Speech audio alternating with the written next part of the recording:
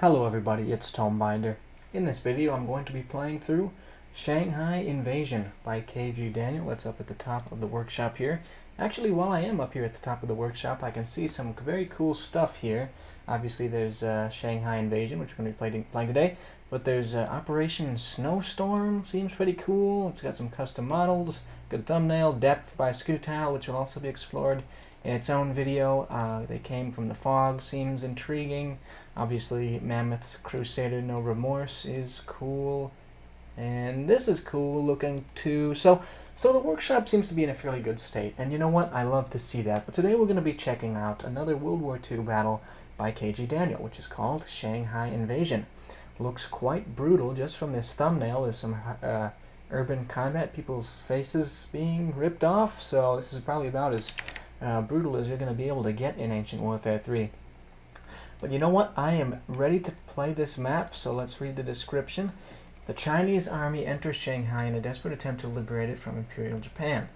The map is not intended to be realistic. You have to capture some flags to proceed to the next flags. And so KG Daniel specializes, as you can see, in World War II maps. Obviously, that's not the only thing he does, but definitely he shines there. So obviously the map's done well. I'm sure I'll enjoy it, but if there's anything in particular that needs to be said about the map, I am ready to say it now. Okay, many objects, although it is loading fairly fast, which I appreciate. I am filming this in my dorm in college, so I'm not going to be talking quite as loudly as I would were I streaming, which I normally, by the way, I stream at home. Okay. The Shanghai Invasion starts now. I might pause to adjust my volume. Here we go. Okay, we are bombing the city, I believe. Looks like that's... Alright, good sounds. Just want to check my...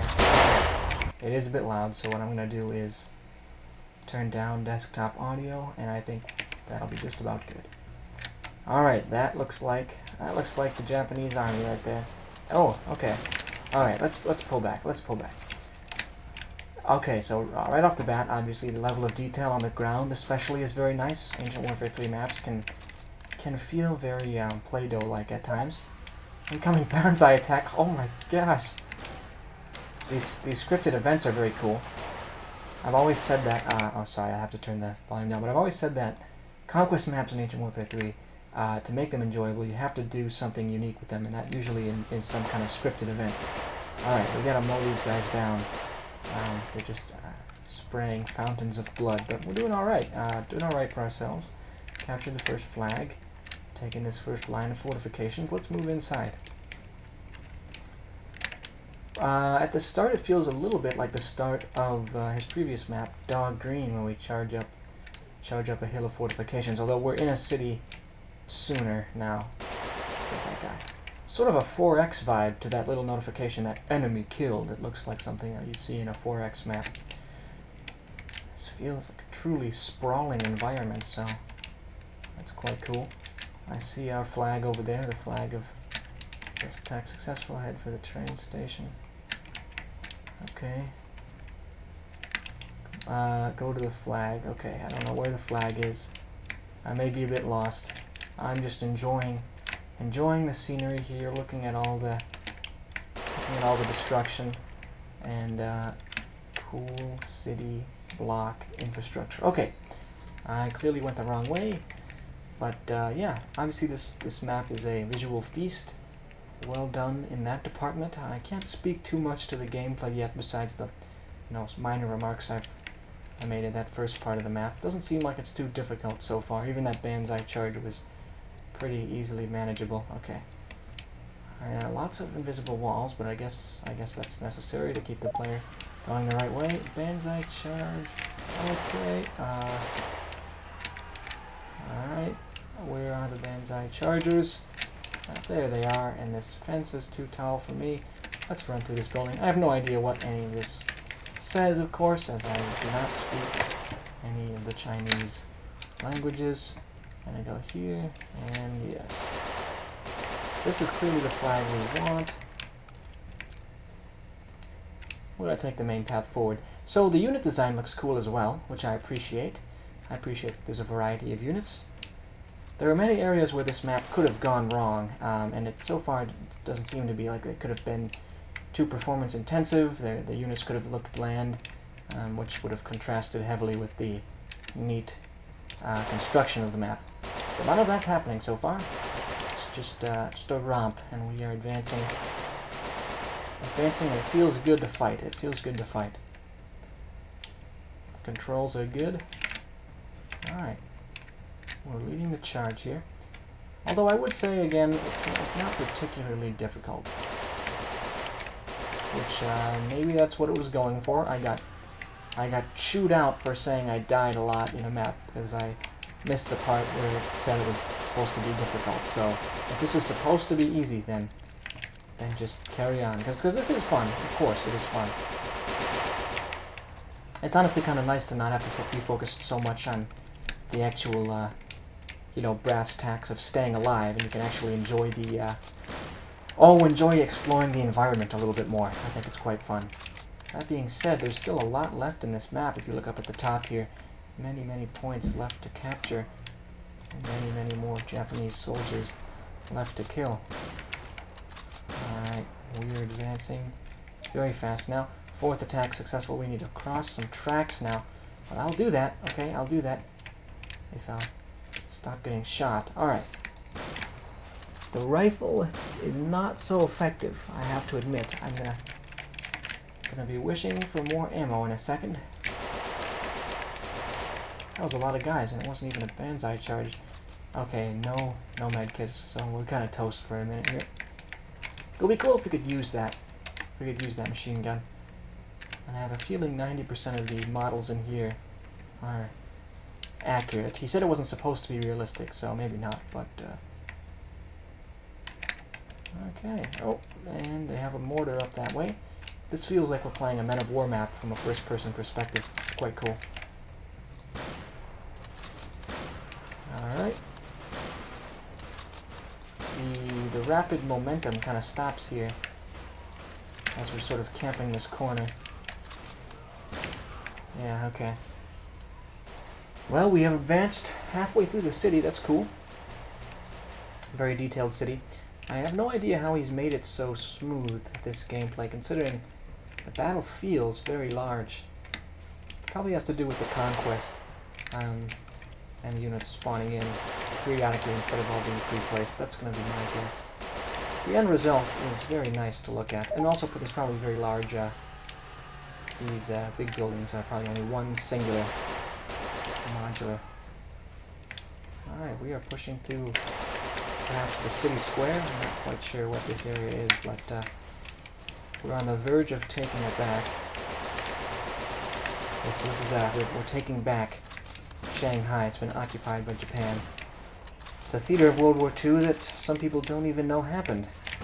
It actually started before the fighting in Europe, but it's grouped in by scholars, the war between China and Japan.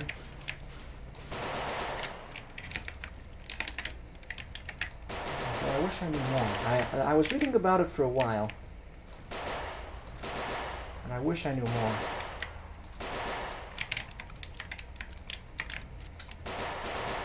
I only know the sort of like basic kind of, pop trivia about it. Like, I know lots of proper names and stuff like that, and sort of who did what. These maps are cool in introductory pieces if someone were to be interested in exploring different aspects of World War II. Dog Green is also pretty cool because it explores the immediate aftermath of the D-Day landings and the sort of follow-up offensive. Continuing to really enjoy fighting here. This is a real pleasure to fight in. A lot of that has to do with the fact that it looks nice and isn't laggy. If this were laggy, it would be a real chore. I would probably be mentioning it by now, although I'm being quite aggressive. I'm going to tone down my aggression now that we've captured this critical point, because there's a enemy home base here. As a matter of fact, this is going to be a difficult spot to hold because of that aforementioned base, but we're going to try. We're going to keep pushing. It's a long battle. It is quite a long battle. And I guess it's not so easy anymore, so if he was trying to have it ramp up in difficulty, he succeeded for sure.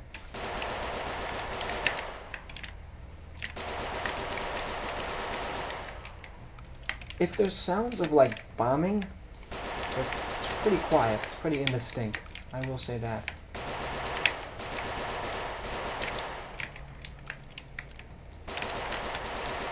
Okay, so obviously I'm not the best at this game, but I'm doing alright for myself, and it feels fun to shoot these guns.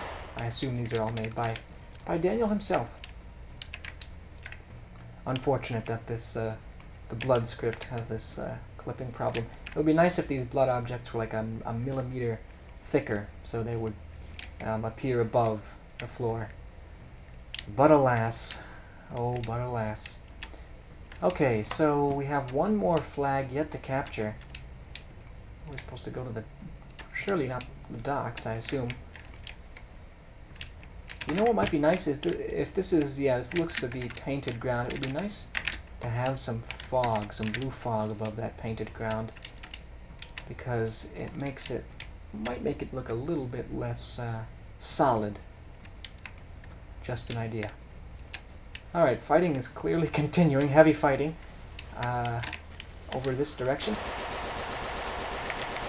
Oh yeah, there's the last flag. And you know why there's so much heavy fighting is because this is one of the inherent features. I'm not going to call it a downside or an upside, but it's a feature of Conquest Mode, which is that if you get the enemy down to one flag, the enemies are just going to spawn constantly from it. So it becomes very difficult for any one side to control every flag because... yeah, as you can see, resistance just escalates to an almost unreasonable, irresistible point. Like you simply cannot take that last flag. The best we're going to be able to hope for is holding off their endless stream of units. But yes, this is very competent, very well made, sort of like the Call of Duty of Ancient Warfare 3, I would say. That's how I would describe Daniel's maps. They are pure action, very well implemented, very nice to look at. And I say that as someone who's never played Call of Duty. I know that, you know, everyone has a favorite game, and people say it's not as good anymore. That's what I've been told. But I don't play Call of Duty on the Tomebinder channel, folks. I play Ancient Warfare 3. So if that's not the case, I apologize for my poorly informed opinion. We might actually be about to capture this flag. Come on, there we go. That mortar shell was causing us problems, but no longer.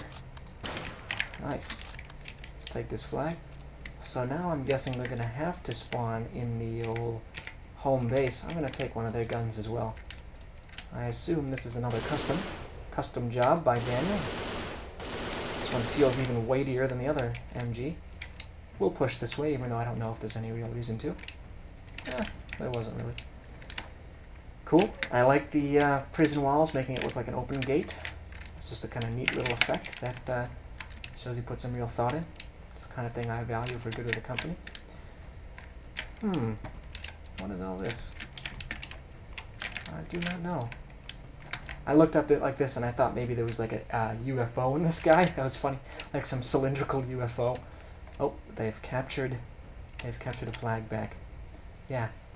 So this is a little known fact, but the Battle of Shanghai featured extraterrestrial objects. That's a glitch that Jay and I probably needs to fix, I would say. Sort of takes you out of the immersion a little bit. Don't know how we'd fix it though. How am I using this gun? Yeah, alright. This is sort of the, and I mean this in a absolutely positive way, the Fortnite of Ancient Warfare 3, because it's very replayable and very well made. And you aren't getting anything but pure fun action. That's also sort of the niche that I think Mammoth's Crusader No Remorse maps fill.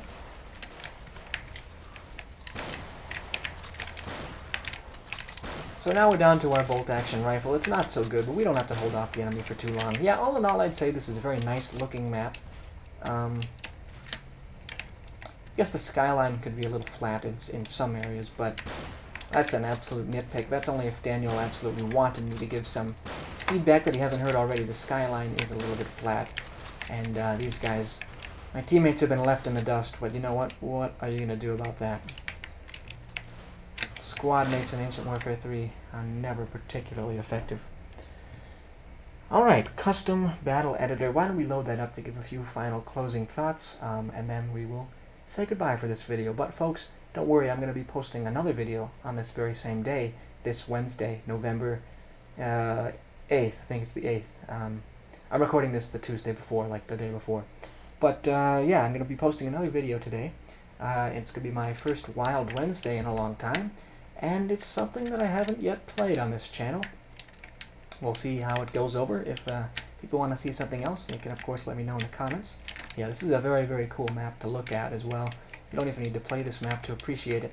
It's the kind of thing I would set as my custom background for Ancient Warfare 3. You know, in Steam, when you can set a custom background, this is the kind of thing I'd pick. Yep, clearly well-executed use of Daniel's models and prefabs, and you can see it doesn't take that many objects out here to appear like an utterly sprawling battlefield. It just looks absolutely massive, and it pays off well. You can tell Daniel is clearly getting more experienced in this World War II style, this genre, and I'm looking forward to see what he does next, very much so. But folks, that's about all I have to say about Shanghai Invasion by KG Daniel. It very much does get another upvote from me. I'm going to join 27 people who previously expressed their love for it. Well, Daniel, keep making this stuff. It's a very watchable type of map, so if it's played in any more YouTube videos by other people, like Daily or something, I'm sure it will bring more eyes to the game. So keep it up, man. That's all I have to say about the Shanghai Invasion, everybody. If you want to support my videos, please do consider leaving a like, subscribing, commenting, all that great stuff. Alright, that's all I have to say, folks. I'll see you in the next one.